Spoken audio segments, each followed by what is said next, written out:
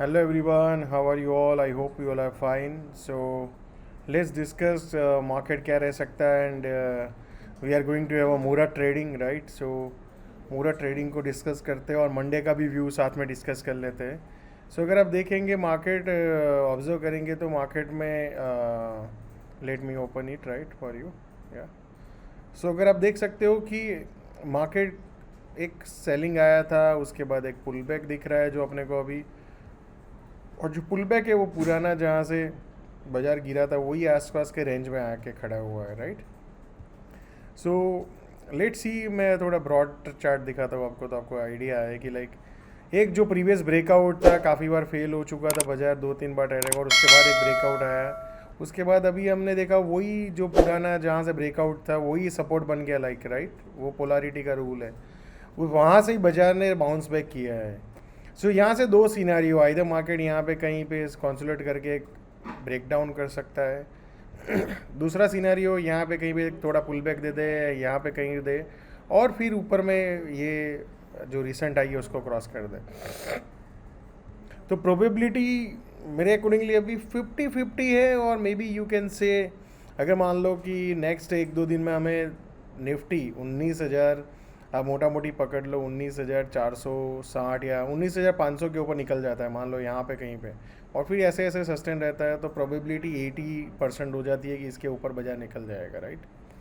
दूसरा प्रोबेबिलिटी है next 2-3 days में अगर बाजार इसको क्रॉस कर देता है 19,200 को नीचे डाउन साइड और फिर यहाँ पे कहीं पे कंसोलिडेशन करता है तो समझ लो कि मार्केट नए लो की तरफ और ब्रेकडाउन की तरफ जा रहा है.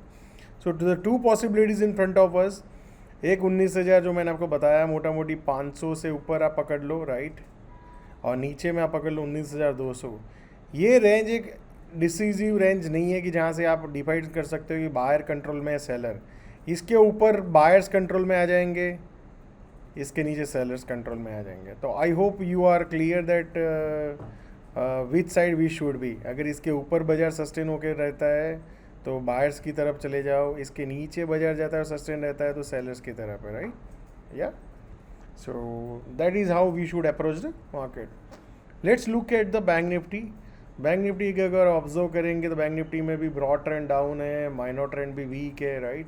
सो बोथ ट्रेंड्स आर वीक. तो सेम उसी तरह देखेंगे बैंक निफ्टी में जहाँ से ये जो ब्रेकआउट था वहाँ से फिर उसके बाद हुआ, फिर कंटिन्यूसली बैंक निफ्टी नीचे आया, फिर उसके बाद एक तेज़ी आया, फिर यहाँ पे एक सेलिंग आया, फिर सस्टेन आया, फिर अगेन सेलिंग आया राइट सेकंड राउंड ऑफ अब ये जो प्रीवियस उसका सपोर्ट था वही यहाँ पे रेजिस्टेंस पे आके खड़ा हुआ. तो क्या बाजार यहाँ से गिर जाएगा या बाजार इसके ऊपर चला जाएगा. तो बाजार बैंक निफ्टी भी वही जैसे निफ्टी है वैसे 2 पॉइंट है जिसको हमें ध्यान में रखना चाहिए. एक पॉइंट है 44,000 से 44,100. अगर मान लो गलती से भी बाजार यहाँ पे कहीं पे ऊपर में सस्टेन रहता है वॉल्यूम के साथ तो आप समझ लो बायर्स ने कंट्रोल ले लिया है बाजार में.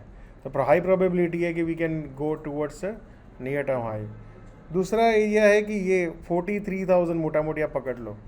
अगर मान लो बाजार इसके नीचे चला जाता है और सस्टेन रहता है तो आप समझ लो यहाँ पे सेलर्स कंट्रोल में है, इसके ऊपर बायर्स है 44,000 से 44,100 और नीचे में 43,200 जो मैंने आपको बताया मोटा मोटी 200 से 100. इसके नीचे अगर बाजार सस्टेन रह जाता है तो सेलर्स कंट्रोल में आ जाते हैं. तो इसके नीचे अपने को शॉर्ट करना है, इसके ऊपर हमें एग्रेसिवली बाय करना है. So I hope you are clear that how to approach the market right. So let's see the small cap. Let's look at the Fin Nifty. Fin Nifty is 1 minute या. Fin Nifty में भी broad trend आप देख सकते हो down है, minor trend भी down है, एंड आप देख सकते हो यहाँ पे एक सेलिंग आया, फिर सस्टेन रहा, देन अगेन सेलिंग आया, फिर उसके बाद एक बाउंस बैक अपने को देखने को मिल रहा है राइट.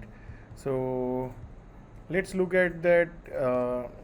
ये सेलिंग जो हुआ है ना उसको काफ़ी रिबाउंड किया है बाजार ने. मेरे अकॉर्डिंगली यहाँ से अगर सेलर्स इतने स्ट्रॉन्ग होते तो इसके नीचे चले जाने चाहिए थे, बट सेलर्स अभी तक मार्केट को पुश नहीं कर पाए डाउन साइड.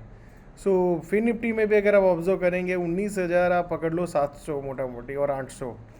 इसके ऊपर अगर मान लो सस्टेन होता है बाजार जाके और फिर ऊपर जाता है तो आप समझ लो बायर्स ने कंट्रोल ले लिया है.